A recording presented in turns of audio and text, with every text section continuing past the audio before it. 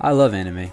It's always held a special place in my heart, helping me when times were tough, when I was in a pretty bad private school, during COVID, showing me inspiration even when the tides of life were messing me up. That's why it pained me to see the current state of anime, filled with girls pouring Shane Dawson on dogs, caked up little princes, straight up lolicons, and even some freaky polygamy. I was desperate to find something that captivated my interest, something good, something unique, and I failed to find something that really quenched this thirst of mine. But one day, while I was listening to the Trash Days podcast, they straight up said that this one show I'd never heard of called Gurren Lagann was better than Mob Psycho. I thought they were trolling, cause ain't no way that such a goated anime was beaten by some dumb mecha. So I watched it. But don't get me wrong, I didn't watch it to enjoy it. I watched it to hate. I was determined to put the red nose and clown shoes on them. But as time passed on, my hate began to waver into admiration. How had I never heard of this? It was heartfelt. It was funny, ahead of its time. The animation was banging, and by the time I finished it, I felt like I'd grown a beard and my chest was full of hair. It was actually majestic. A masterclass in storytelling and animation.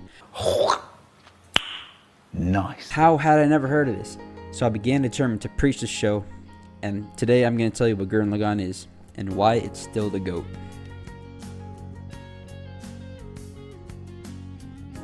A thing that Gurren Lagann does almost perfectly is creating a band of likable, well-written characters. Well, except for Yoko, but we don't talk about her. I know she had her moments like saving the island kids from a Diddler Mechs or whatever, but like, let's be for real now. She was just fan service. But apart from that, every character in the Diagram Brigade is pretty cool. Even the villains feel so alive and have their own motives and determinations, such as Viral developing from a beastman human hater who glazes Lordship to no end, to one of, if not the most important part of the Gurren squad, even carrying on Simone's legacy. He still glazes like crazy though, but to be fair, I mean, look at Simone. I would too. How could you not? But don't even get me started on Anti-Spiral. I mean, bro was literally Simone if stuff went wrong. And he wasn't even wrong, to be honest. He genuinely had a reason to keep Earth in check, but he was not familiar with Simone's game. Simone said, nah, I'd win, and overpowered that freaky figure and left him slobbering on the floor. Completely fair though. I'd do the same if Simone drilled into me too. No homo. I'm gonna be frank with y'all. When I first saw this man, I thought he was an absolute bum.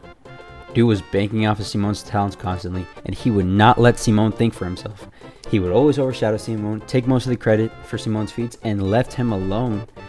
Bro even stole Yoko, and he had better options. Call me crazy, but the Black Sisters were way better, bro. He had me messed up. I thought I found my reason to hate the show. Call me a hater, I don't care, that's who I am. But that changed when I rewatched the series. I tried to open my eyes on this character, and I slowly realized that it wasn't a bad thing that he was overshadowing Simone, as Simone didn't want the limelight. He just wanted to be with Yoko and his big bro. Kamina was his blood brother and his biggest supporter. Kamina understood this better than anyone else, and sure, he did love that attention, but he was taking everyone's eyes off of Simone, protecting him from the bad comments people made, and took it all on himself. I was not familiar with his game, and now I realized something that I missed before. This is the journey of a boy becoming a man, following his destiny. And in order for a boy to become a man, he needs someone to teach him what a true man is.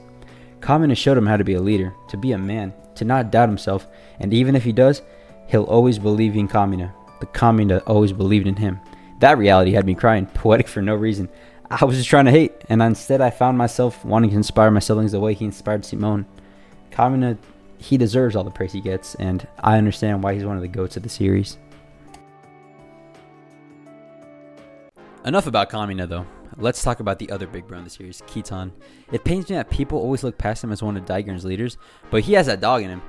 He might be loud and annoying sometimes, but honestly, he seemed a lot more genuine than Kamina. And when Kamina died, he kept that seat warm for Simone.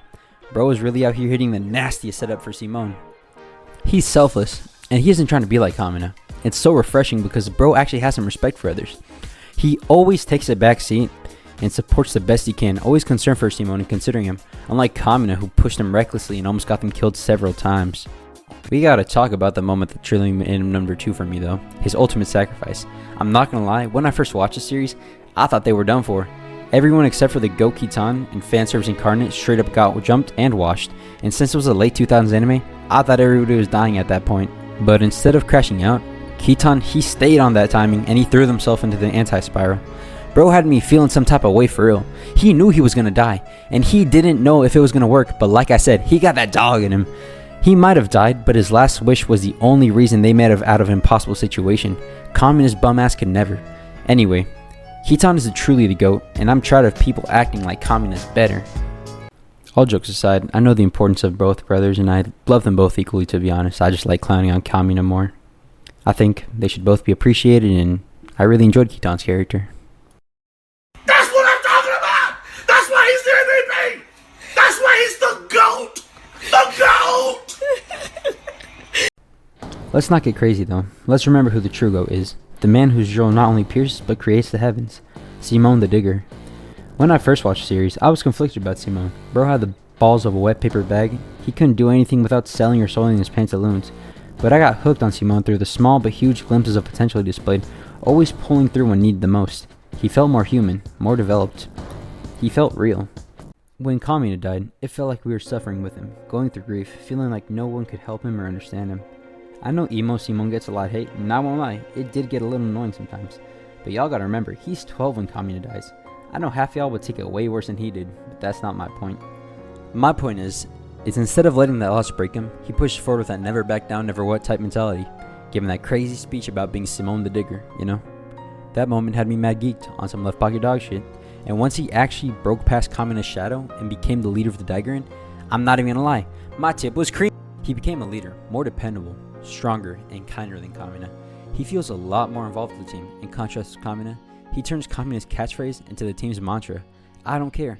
Who the hell do you think we are is only cold when Simone says it. Just saying. Not to mention, he pulled the best girl in the entire series. Shout out to Nia. She low-key the GOAT for believing in my boy. I know y'all glazed Kamina about his determination, but he ain't got nothing on my boy. Bro saw the moon and said I could drill that, and he did. If that ain't a GOAT, I don't know what is. He's a true definition of the indomitable human spirit, and he solos Goku. What else could you ask for? And despite the characters and the story of the series being really good, don't even get me started in the animation. It's better than most animation nowadays with a style that still holds up today. Every frame ounces with passion that flows so well with the story. They could have not chosen a better studio to go with this. It's a shame Trigger shut down, especially after they released such a banger. Either way, the uniqueness of the series still holds up today and is packed with beautiful animation along with a passion that still exceeds most anime today. Now, I'm going to change the tone of the video here and be completely transparent with y'all. I watched Gurren Lagann at a time in my life where I was struggling with a couple mental conditions and my responsibilities kept stacking up faster than I could really track. I was scared. I began to give up on everything and started thinking the unthinkable. I looked for any escape in life, ended up hurting me more, and I wasn't able to deal with the external factors of my life. I was beginning to think everything was hopeless. But then I stumbled onto Gurren Lagann, and despite at first being annoyed at Simone, I ended up seeing myself in him and relating to him. I would hear Kamina's words and genuinely feel empowered to believe in myself and be inspired by it. I know I hate on him, and as corny as it seems, the phrase "believe in me that believes in you" changed my perspective on life. Realizing I didn't need a savior to save me, because I already had one, me. The one who could save me is me. And despite it not being a short path, there was lots of ups and downs, and I'm now in a place that I want to be in life. Gurren Lagann changed my life, and I'll always be grateful to the show and the characters that showed me in the way that I could, that if I had the will, I had a way. And for anyone feeling powerless and growing up, I'm not going to say there's a cure. In fact, the only thing I can really recommend for you is a therapist. But I also recommend this show to you, as maybe you can relate to Simone as a scared boy who became a fearless man. But yeah, that's what Gurren Lagann is to me. A show that showed me to never give up and really guided me from a deep place in my life where I didn't think I could get up, and then I did. So I thank Gurren Lagann for that. Gurren Lagann is an anime that inspired many to do different things. Animate, make banger OSTs, stand up for themselves, never giving up, and so much more. Gurren Lagann is so much more than just an amazing anime for me. It's a celebration of optimism, an epitome of masculinity, and ultimately, a tale that motivates one to keep going. So really, I think it's still great. I think it's still an amazing watch.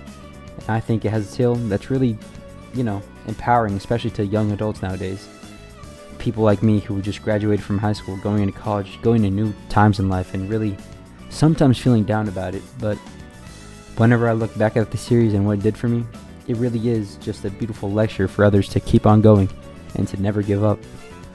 Thank you, Gurren Lagann. Stay great. Stay amazing. Forever. What's up, guys? It's me. I hope y'all kind of enjoyed that video. It's my first video ever. I don't really know how to edit anything, so sorry if it looks bad. But yeah, I hope I made a semi-enjoyable video for y'all. And a Toradora video is next, so hope y'all look forward for that. Do the impossible, see the invisible.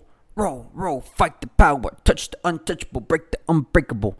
Roll, fight the power. Power to the peeps, power for the dream. Still missing pieces, scattered, incomplete. And be the most soldier from the underground. See how easily they fall down. Yeah, dig into the gourd, see the light. Let's get out of here, babe. That's the way to survive. You top on the head, and I'm on set. Do the impossible, don't you wanna get? Cause a lot of things can when we eating in vain. What you wanna get by? No pain, no gain. Wow, figures gonna test me again. Sorry, my alarm's gonna trash your brain, yo. I was desperate to find something that captivated my interest, something unique, something that's actually good, and I failed to fucking find